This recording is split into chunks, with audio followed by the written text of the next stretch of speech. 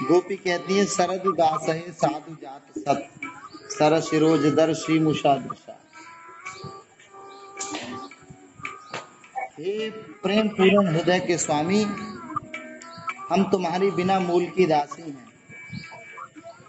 और तुम शरतकालीन जलाशय में सुंदर से सुंदर जो सिरज की कर्णिकाएं हैं, उन कर्णिकाओं के सौंदर्य को चुराने वाले नेत्रों से हमें घायल कर चुके हो। हमारे मनोरथ पूर्ण करने वाले प्राणेश्वर, क्या नेत्रों से ही मारना बद नहीं है क्या? क्या कोई किसी को अस्त्र से मारे तभी वध है? नेत्रों से भी मारा जा सकता है, गोपी कहती हैं।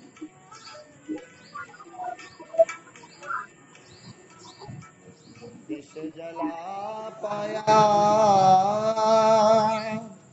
व्याल राक्षसा,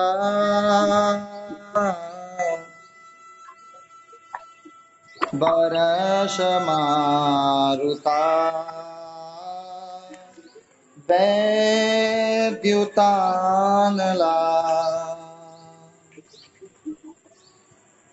भ्रशमयात्मजा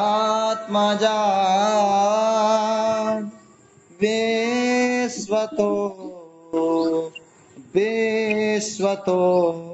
भया दृशवते वयम् रक्षिता मुहुः। गोपी कहती हैं कि हे प्रभु, पुरुष शिरोमणि विष जलापयात, जब यमुना जी के विषैले जल से होने वाली मृत्यु, अजगर के रूप में खाने वाले अघासुर से आपने रक्षा की, इंद्र की वर्षा हुई उससे रक्षा की, आंधी से, बिजली से, दावानल से और वृषभासुर, व्योमासुर आदि से, सब भिन्न भिन्न अवसरों पर सब प्रकार से भय से तुमने हमें बार बार हम लोगों की रक्षा की है। हे प्राणधन, न खलु गोपिका नंदनो भवान अखिल देहिना मंतरात्मद्रे विखना सार्थितो विश्वगुप्तये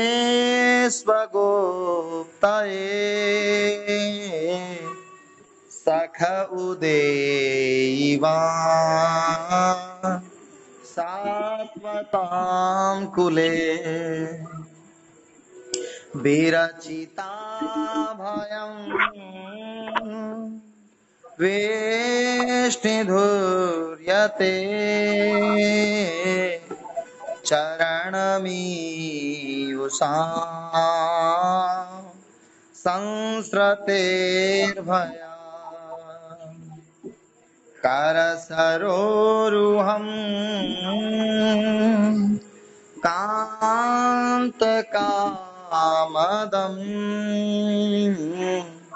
शिरसि देहिना श्रीकराग्रहम्।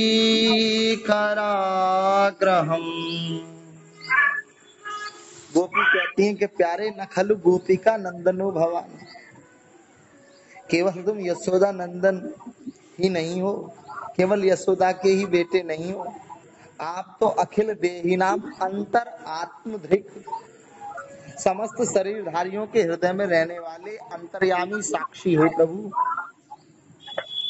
और ब्रह्मा जी की प्रार्थना सार्थितो विश्वगुप्त है, ब्रह्मा जी की प्रार्थना से विश्व की रक्षा के लिए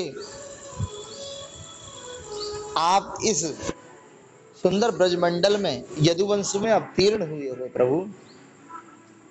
गोपी कहती है कि अपने प्रेमियों की अभिलाषा पूर्ण करने वालों में अग्रगण्य यदुवंशी शिरोमणि वृष्णिधुर्यते, हे यदुवंश में शिरोमणि, आप अपने प्रेमियों को हमेशा आगे बढ़कर उनके प्रेम की अभिलाषा को पूर्ण करते हो। जो लोग जन्म मृत्यु संसार के चक्कर में डरकर तुम्हारे चरणों की शरण ग्रहण कर लेते हैं प्यारे, उन्हें तुम्हारे कर कमल अपनी छत्र छाया में लेकर अभय प्रदान कर देते हैं। हे प्रियतम, सबकी लालसा विलासाओं को पूर्ण करने वाले वही कर कमल जिससे तुमने लक्ष्मी जी का हाथ पकड़ा, वह हमारे सिर पर भी रख दो। उसी हाथ को हमारे सिर पर रख दो हे प्यारे। गोपी कहती हैं, ब्रज जनार्तिहन वीरयोषिता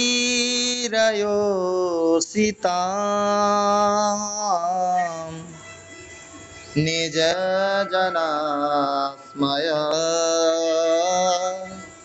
ध्वंसना स्मिता भज सखे भवा किंकरीस्मनो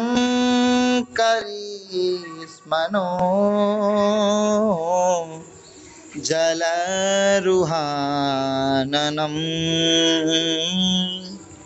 चारुदर्शय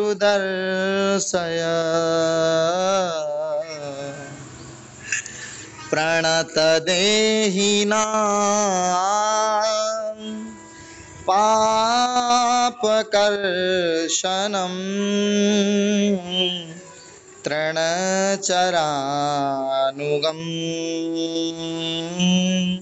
श्रीनिकेतनं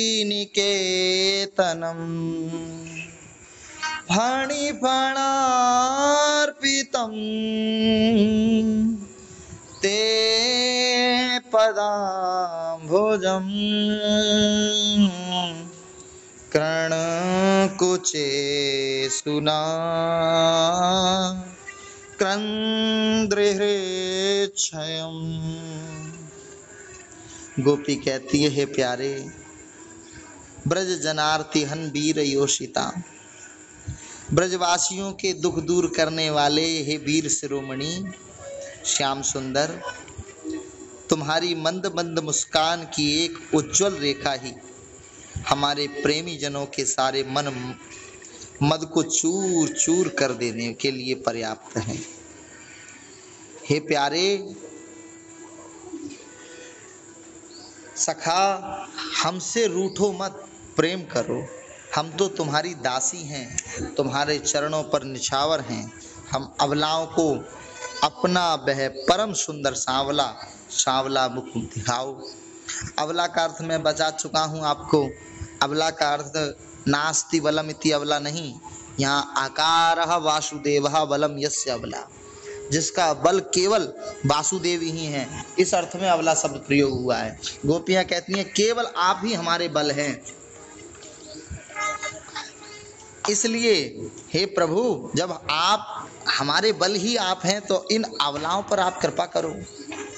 गोपी कहती हैं, प्रणत देहि नाम पाप कर्षणम, तुम्हारे चरण शरणागत के जो शरणागत प्राणी हैं उनके सारे पापों को नष्ट कर देते हैं, और वे समस्त सौंदर्य माधुर्य की खान हैं आपके चरण। इसीलिए तो स्वयं लक्ष्मी जी उनकी सेवा करती रहती हैं, और तुम उन्हीं चरणों से हमारे बछड़ों के पीछे पीछे जब चलते हो प्यारे प्रभु, तो हमें ऐसा लगता है कि उस रास्ते में उन दिव्य चरणों से और रास्ते में कंटक पड़े हुए हैं और वो आपके कोमल चरणों में लगते होंगे, और तुम उन्हीं चरणों से जब हमारे बछड़ों के पीछे पीछे चलते और हमारे लिए उन्हें सांप के फणों तक पर रखने में भी संकोच नहीं करते प्रभु। आपने वह कालिया नाग जो काली हृदय में था, जब आप अपने गोपों के लिए कहे गए वचन को निभाने के लिए उस कंदुक बॉल को लेने के लिए जो गेंद को लेने गए, और उस कालिया के फनों पर आपने उन कोमल चरणों से नृत्य किया और उस कालिया को शांत किया प्रभु आपने। हे प्राणधन, हमारा हृदय तुम्हारे विरह व्यथा की आग से जल रहा है, तो कृपया करके, और तुम्हारी मिलन की आकांक्षा बहुत सता रही है प्रभु, तुम अपने वे ही चरण हमारे वक्ष स्थल पर रखकर हमारे हृदय की ज्वाला को शांत करो।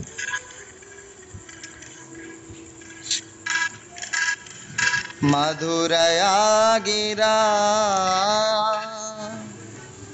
बल्गुवाक्यया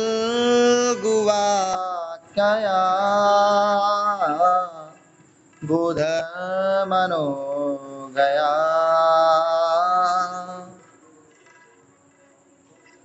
पुष्करे क्षणं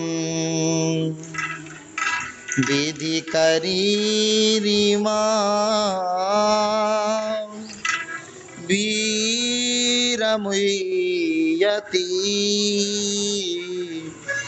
रसरधसिधूना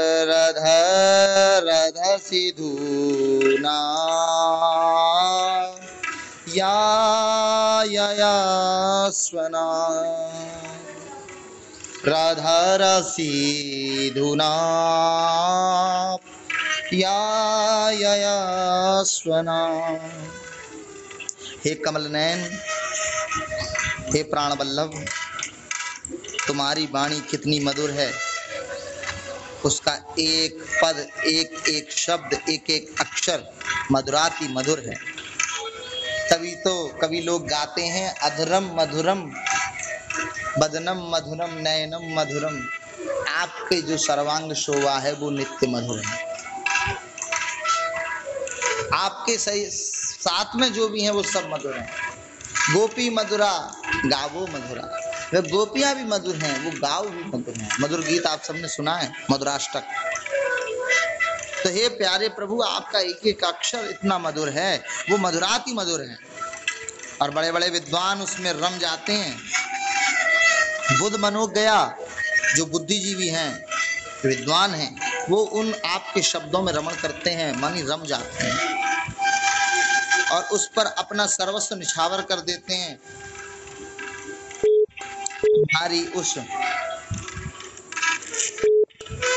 तुम्हारी उस वाणी का रसस्वादन करके तुम्हारी आज्ञाकारिणी दासी गोपियां मोहित हो रही हैं। प्रभु दानवीर, हे दान श्रोमणी, अब तुम अपना दिव्य अमृत से भी मधुर अधर रस पिलाकर हमें जीवन दान दो और छका दो। गोपी कहती है कि अब छका दो, अतृप्त मत छोड़िएगा, क्योंकि आपने इससे पहले हम तृप्त नहीं हो पाई और अतृप्त अवस्था में आप हमें छोड़कर चले गए। और तृप्त होने के तत्काल बाद 9वां श्लोक गोपी गीत का है, बड़ा अद्भुत श्लोक है। आप सबको ये याद होना चाहिए, सबको अपने जीवन में याद करना अवश्य चाहिए। तव कथामृतम् ताप्त जीवनम् कविभिरीडितम् कल्मषापहम् श्रवणमङ्गलम् श्रीमदाततं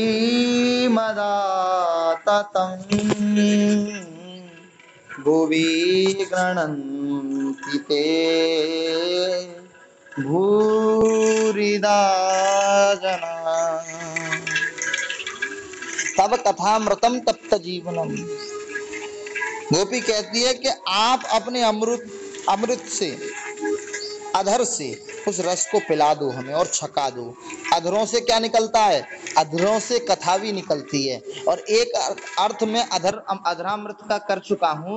धरती इति धरा, धरायामृतम धरामृतम, और धरती ना भवती इति अधरामृतम। जो धरती पर नहीं है वह अधरामृत, जो धरती के जो भौतिक जो ये हैं, इन सबसे जो विलक्षण रस है, वो आनंद है, वो अधरामृत है। और गोपी कहती है उससे छका दो। उसके बाद तक्षण गोपी ने कथा की बात की है। कहा क्या कि तव कथामृतम, पहले अधरामृत कहा, फिर कथामृत कहा। गोपी समझ गई कि वो अधरामृत क्या है। अब आप समझो, अधरामृत है भगवान की कथा। जब जब गोपी अधरामृत की मांग करती है तो समझो कि भगवान की कथा की बात करती है। तब कथामृतम कहती है गोपी कि तुम्हारी लीला कथा भी अमृत स्वरूप ही तो है प्यारे। जो आप लीलाएं करते हो और उन लीलाओं को जब हम सुनते हैं तो ऐसा लगता है कि बस उस रास में हम भी बैठे हैं और प्यारे प्रभु मेरे समीप हैं और उनका मुखमंडल निहार कर अपनी सुध बुध सब कुछ हम भूल बैठे हैं।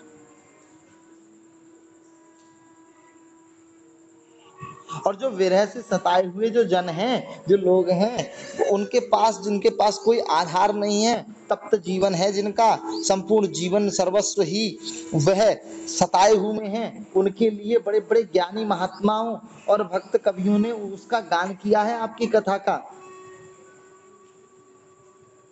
क्योंकि आपकी कथा जो विरह से सताए और जीवन से आतप्त लोग हैं उनके लिए एकमात्र सर्वस्व है। और तो और वह ताप और पाप दोनों को मिटा देती है। ताप और पाप में अंतर होता है। पाप का फल क्या है? कोई पूछे पाप का फल है ताप। अगर आपने पाप किया है तो ताप तो आपको मिलना ही था, लेकिन भगवान श्री माधव के सच्चिदानंद घन परमात्मा के स्वरूप का चिंतन करने से, उनकी लीला और उनकी कथा का श्रवण करने से व्यक्ति, जीव उस ताप से दूर हो जाता है। तभी तो कहा गया है सच्चिदानंद रूपाय विश्वोत्पत्त्यादि हेतवे और तापत्रय विनाशाय श्री कृष्णाय वयम नमः। तीनों प्रकार के तापों को भगवान उनका विनाश कर देते हैं। गोपी कहती है कि ताप और पाप दोनों आपकी कथा मिटा देती है प्रभु। और साथ ही साथ सबसे विलक्षण बात क्या है? श्रवण मंगलम, केवल श्रवण से ही मंगल करती है। श्रवण मात्र से परम मंगल और परम कल्याण का दान भी करती है। ये जो आपकी कथा है ये परम कल्याण का दान करती है। कथा श्रवण ने का फल क्या है वो बता दिया यहाँ पर गोपियों ने। गोपियां सर्वश्रेष्ठ श्रोता हैं। गोपी कहती हैं कि आपकी जो कथा है ये परम दान, कल्याण का दान मिलता है इस कथा को। और तो और प्यारे प्रभु, भूवि गृह्णन्ति ते भूरिदा जना श्रीमदात्तम।